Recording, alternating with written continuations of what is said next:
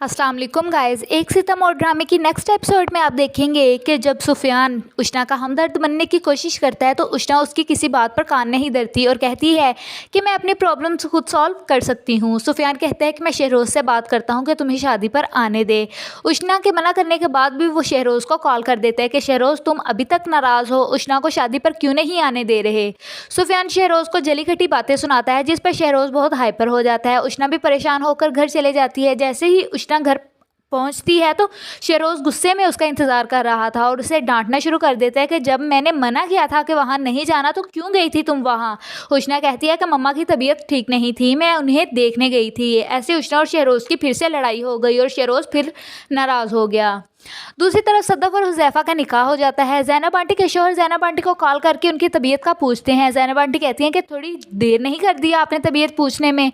वो बताते हैं कि मैं बिज़ी था और एक्सक्यूज़ करते हैं कि मैं इसी वजह से सदफ की शादी पर भी नहीं आ सका। उधर उष्णा और उसकी सास नाश्ते की टेबल पर इकट्ठी बैठी थी। शहरोज़ आता है और नाश्ता किए बगैर किसी ज़रूरी काम के लिए बाहर जाने लगता है। वो उष्णा से अभी तक नाराज़ होता है तो शहरोज़ की वालदा उष्णा से कहती हैं कि आप माँ बेटी पता नहीं क्या चाहती हैं, घर का माहौल ख़राब किया हुआ है। आपको अगर शहरोज़ की फ़िक्र नहीं है तो आप भी अपनी माँ के पास चली जाएं। उष्णा को इस बात पर बहुत गुस्सा आ जाता है और कहती है कि घर का माहौल हमारी वजह से नहीं बल्कि आपकी वजह से ख़राब हुआ है।